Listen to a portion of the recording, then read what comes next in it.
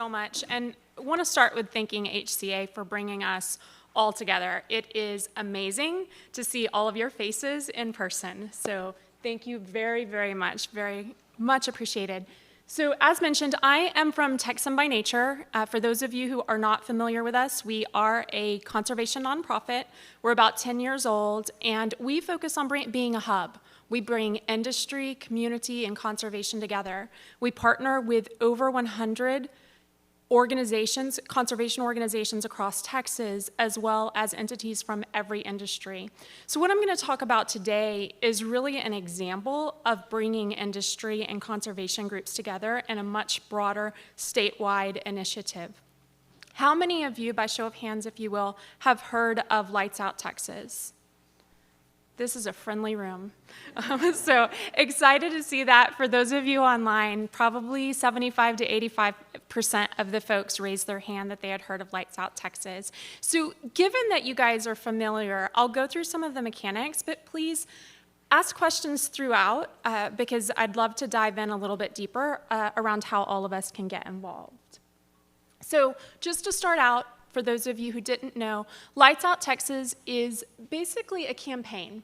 We are interested in education, awareness, and action, and we're focused on specific migratory periods. So we have periods in spring and fall when the birds are migrating across Texas, and I'll get more into the data and details in a minute. But really, things to remember: education, awareness, action. That's the whole initiative around this campaign. And then again, friendly room, don't have to tell you guys, birds are critically important. They provide ecosystem services, they are benchmarks for our environmental health, and for the state of Texas, they provide a massive amount of tourism. So as mentioned in the introduction, we truly believe that our long-term economic viability and our long-term human health are dependent upon our natural resources, and birds play a critical piece of that. You can see a couple of the data points. In the Rio Grande Valley alone, $300 million contribution in ecotourism for folks coming to Texas to birdwatch. These migratory birds are incredibly important, and then over 4,000 jobs associated with that. So a little bit more about Lights Out Texas and how it actually started. Back in 2017, unfortunately, there was a mass casualty event where 400 birds flew into a building in Houston. The American National Insurance Company in Galveston is where this took place. And the good thing that came out of this is they actually reached out and started working with Houston Audubon on what they could do differently. And Lights Out Texas was born there in Houston. So you can see the before and after picture. I'll move a little bit. But before, everything is lit up to where birds get disoriented as they're migrating and they end up flying into the building. Now they're following dark sky lighting, which you're going to hear more about later today, and they're seeing a massive difference. So from 2017 to fall of 2020, Houston Audubon worked locally with some of the groups in Houston to try to get Lights Out Texas off the ground. But in the fall of 2020, they started working in Dallas, and they worked with the Cornell Lab of Ornithology, Texas Conservation Alliance, Perot Museum, and the Dallas Zoo, and then Texan by Nature on the outreach standpoint, to make it a bigger initiative to get citywide, countywide people involved in the Lights Out Texas initiative. So again, backing up a little bit around what we hear on what's causing casualties among migrating birds, you can see we hear a lot about wind turbines and you know, the danger to birds, but the reality is that wind turbines currently are less than 1 million in deaths, whereas our urban areas, the buildings in our big cities, account for 340 million. So the problem is real when we're looking at our urban areas. And you can also see that the cruising altitude of songbirds and waterfowl are right at the level of those tall buildings that are in our urban areas. So as more people move to Texas, you know, sitting at a population of 29 million right now, and as we continue to develop to the 50 million that we expect by 2050, this is going to become more and more of a problem if we don't address it right now. And again, a night view of what we look like in Texas. So you can see Houston and Dallas being the major areas. Both are in the migratory pathway, and both are incredibly bright at night. So Houston being the second most dangerous city for migratory birds, and Dallas being the third.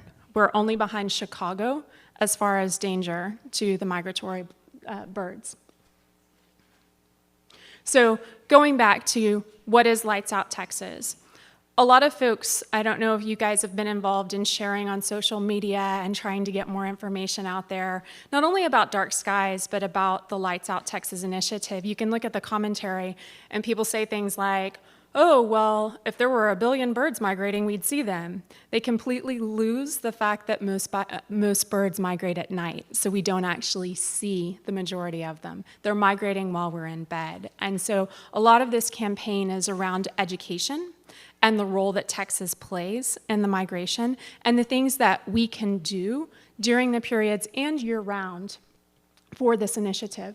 So again, I mentioned that back in the fall of 2020, a couple of groups came together, really focused on Dallas, and Texan by Nature got involved because our founder, Laura Bush, had a particular passion for this. She wrote an op-ed, and so we started reaching out to our industry partners and our municipality partners to see who we could get to participate across Texas. And then I want to give a shout out to Travis Audubon in the city of Austin. After we sent those notes in the fall of 2020, they reached out in early 2021 and said, okay, how can we coordinate all of this so that it is a consistent, standardized effort? So beginning in winter 2021 for the spring migratory season, we added a lot of partners, and again, with the city of Austin and a couple of Austin-based groups leading the way, we got together and looked at what do we do if we standardize all of volunteer materials, if we standardize all of the graphics, if we standardize all of the messaging, we provide templates and letters and things that we can use statewide so that it is a constant drumbeat of information. So instead of getting scattershot education and different messages and different dates and making it confusing for everyone, let's get all of these organizations together and say the same thing with the same look over and over and over. And that's exactly what we did in the spring. So as you can see, that list of partners grew significantly. We had 35 organizations working together across the state of Texas, with Texas Parks and Wildlife and Texas A&M and Cornell working together to create a standard volunteer guide for picking up research specimen when there was an event where birds flew into buildings, and working with the local Audubon chapters to provide those volunteers. So that took off, but more importantly, we saw a huge uptick in the amount of people participating, both residence-wise and in the urban areas. We started to publish the peak migration periods in spring and in fall, and as you guys are aware, we are in peak migration right now, so make sure you are turning out those lights at night. But we have 1 in every 4 birds migrating through Texas that migrate in the United States. That's 1 billion birds. And Cornell, the data that they've looked at says that if we don't solve the problem of light and disorientation at night, that 1 in every 4 birds don't actually make it to the final destination on their migratory journey.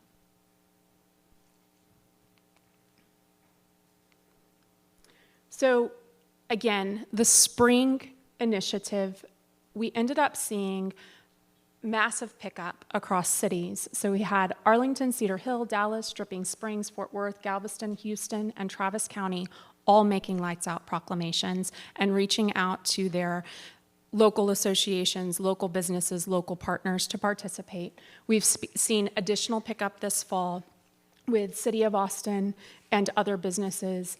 We have seen across every industry big buildings start to participate. We're excited that we're working with the real estate industry now, and they're looking at 1,200 more buildings that will go dark.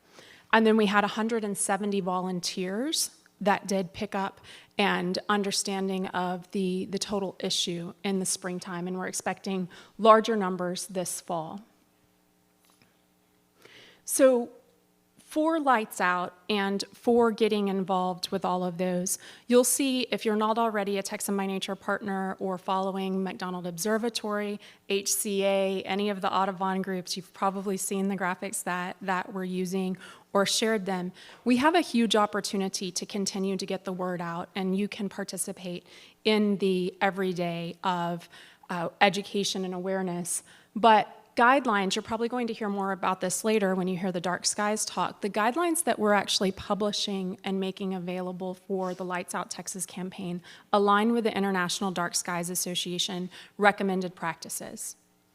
So it's all about, I like to quote Bill Wren from the McDonald Observatory, it's about dark skies, not dark ground.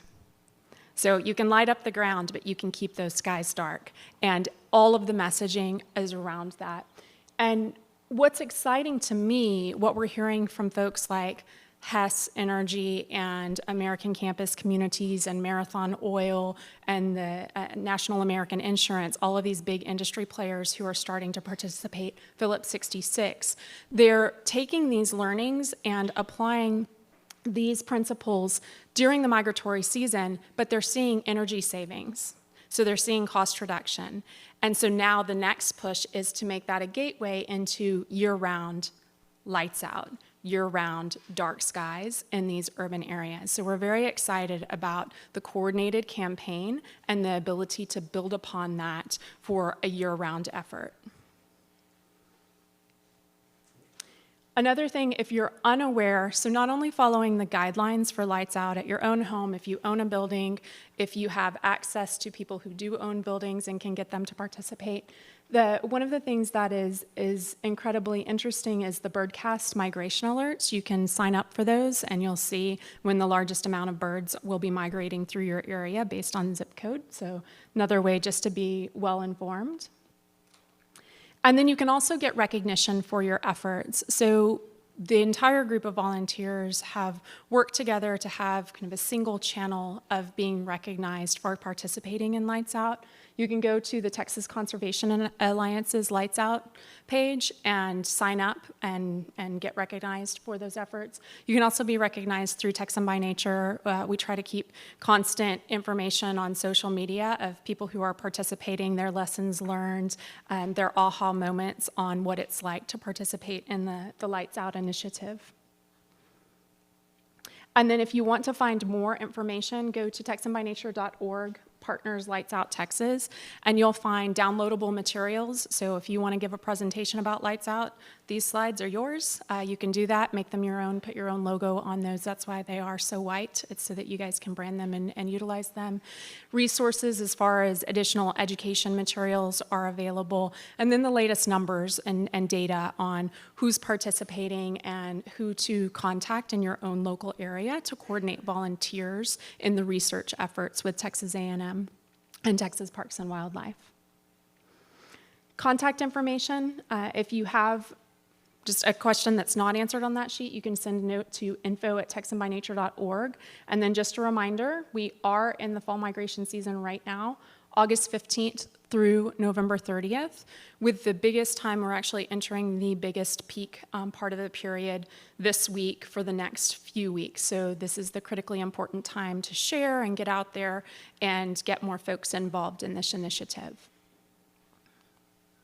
So to wrap up with Lights Out Texas and what this initiative shows for what we can do as a collaborative and the power of the people in this room as a leadership council and what HCA does in bringing you guys together in that realm. The impact that we saw with Lights Out Texas from 2017 to 2020, when just 2 more organizations got involved, to 2021, when we had 35 organizations step up across the state, work together, use the same messaging, build on each other's expertise instead of reinventing the wheel. It's staggering the amount of folks who are now participating versus what was taking place 2 years ago. So this is a true opportunity to continue to model that type of mentality on some of our other issues, water issues, habitat issues, and really bringing the power of the collective together for these initiatives to make significant change. So with that, are there any questions, or more importantly, a lot of you are deeply involved in this initiative, so if you have commentary or things that I missed up here, would love for you to just add your insights as well.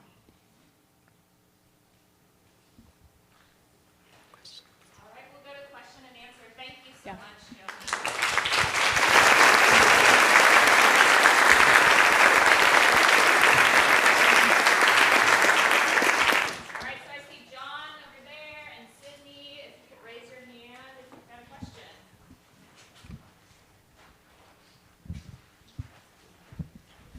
Joni, during Storm Uri, my house, like many others in the Austin area, was without power for about 4 days, but every office building in downtown Austin was lit up.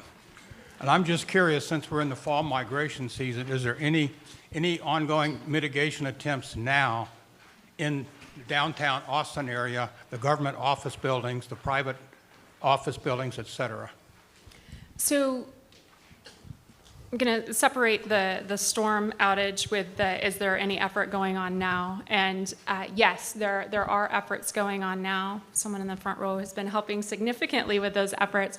But we are reaching out to all building owners through BOMA. We're reaching out through the city of Austin to all of their contacts. And then we're reaching out to our own network, as are the 35 Partners Plus that are on there. And what we're seeing is interest. We have the early adopters.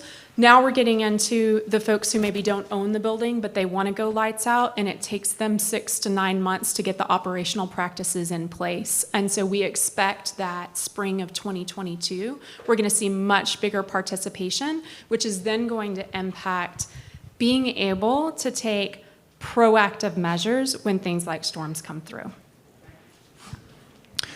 Joni, we actually have a question back here. Can I get a microphone to Lucia up here?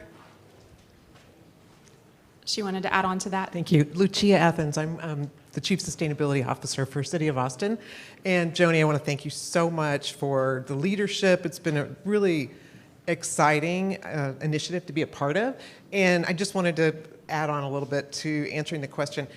When we reached out to the Downtown Austin Association, they were really excited about getting on board with this. They did outreach to their members. So it's growing. We do have Downtown Austin buildings that have signed on. We have City of Austin buildings, particularly downtown, but not just in the downtown, that have signed on. But it's an ongoing process.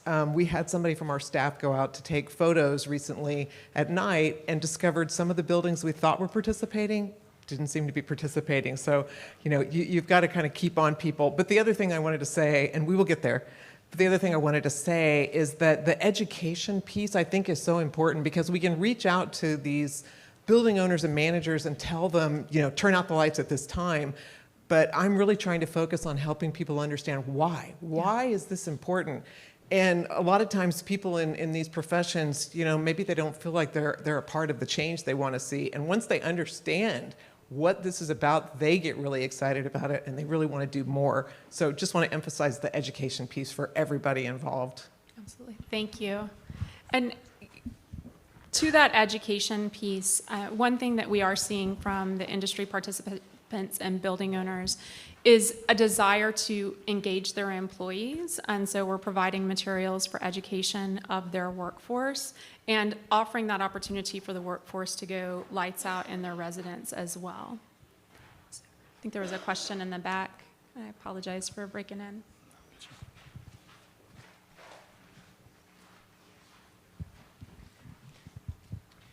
In terms of education, what's being done or what can be done at a trade school and collegiate level? There are construction sciences, so coming at it, being proactive versus the reactive, what's being done on that end and what can be done on that end? That's a great question. So we do count the university systems within our partner network, and we've reached out to the state school systems, but certainly there could be opportunity in the trade school area. And if you could be a conduit to get that information included, that would be fantastic. But from the construction sites, we're trying to work through industry associations. We've worked through the Railroad Commission on the Dark Skies Initiative and now Lights Out to get the information out pre-development, pre-construction as much as we can, but certainly could use help making connections with the trade schools. Questions? There's one in the back. It is extremely impressive, especially the education outreach and the branding, the identification of common stories and common brands throughout. Can you comment on the challenges you all have faced putting together that digital virtual background connections and what it takes, the type of administration necessary, the type of resources necessary to make this easily accessible to the partners and to your target audience? Sure. So I actually dedicated one of the program managers on my team, and she spent probably 70% of her time in the spring creating these materials. I dedicated an intern to it as well to create graphics. And that's what it is. It's that time and carving it out. We had not budgeted for it, and making sure that she could take the time to put together all of the materials, all of the graphics, make those available. But more importantly, making sure that it was a back and forth dialogue with all of the partners and that everybody's expertise was heard. And I mean, we see that across all of our projects and programs, but in particular this one. Obviously, from my presentation, I am not an expert on birds. I'm not an expert on migration. But from a process standpoint and working with partners and making sure that every expert was plugging in the correct place. I mean, we in conservation, we work together, right? We're all in the same team. And so we saw just once there was a coordinator in place and someone who would put all the ideas together, everyone was happy to provide them and move those forward. But I think to answer your question, lesson learned, you have to have that one central point who is playing coordination, pushing forward, putting dates and a plan out there. So just the hardcore project management piece of it, which was done earlier this year to make all of those available. I know you're not an expert on the bird stuff, but at what height should you shut out the lights? That is a great question. So if you look back at let me get back to this one. I think I missed it. No. This one. So songbirds are migrating at 500 to 2,500 feet. And then the waterfowl are at 200 to 4,000 feet. That said, what we're seeing is a benefit, even if you're looking at collisions in residences. Cornell's estimating those at 253 million. So I would say lights out at residence during the migratory season, because what you see is the birds will come down and they'll go to light. And even at those lower levels, it's disorienting for them as they migrate. And so right now, from the experts at TAMU and at Cornell, they say all lights out. With our focus primarily on Lights Out Texas is a lot of the outreach to those buildings, which is the fat of the bat, if you will. It's the biggest portion of mortalities. But certainly, I would say 400 feet and above, let's get those lights out. Well, that'll affect security lights, so. It will, and that's one of the things. I'll use Austin Campus Communities as an example. For those of you who don't know who they are, they provide housing on college campuses and security lighting being a critical need there. And so they're looking more at the dark skies principles, the down lighting with full cutoff fixtures, et cetera, to solve for that, to keep that ground light, but the sky's dark. Two more back there. Joni, thanks for this presentation. I'm just interested in all of this change a little bit. If right now we're talking about dark skies or lights out lights out for a migratory season with the goal of it ultimately being lights out year-round, which is Yeah. great. For big building owners, there's a true economic benefit here because there's less demand. If there's less demand, there's, in theory at least, less pollution. Yeah. If we take it further upstream, and we all witnessed what happened to the Texas power grid in February, is there an argument to be made at the state level that this kind of thinking, lights out or dark skies, reduces demand, reduces pollution, reduces costs, and it helps keep a very fragile power grid operable? Because I can't help but think the state's looking for some good publicity about Yeah. the power grid. Any thoughts on that? Yeah, I think that's an excellent point, and I absolutely believe that there is opportunity in that area. It will take that time of changeover such that buildings have the right fixtures and the right lighting in place to be able to do that year-round. But there is a case study to be done. I'm not aware of anyone doing that right now, so if anyone in the room is, it's absolutely a takeaway from today and an opportunity to draw out that full business case of what it looks like in the downtown areas for the grid. Because right now, the conversation is really in those beginning stages around lights out for this migratory season and only calculating the savings at that building level if they can get to that. And that's what a lot of our partners are struggling with. How do I get that data? How do I make this case to go year round? And then I think once that year round data is together, playing that role of aggregating that information to take to the state level is absolutely an opportunity for this initiative. All right, thanks guys.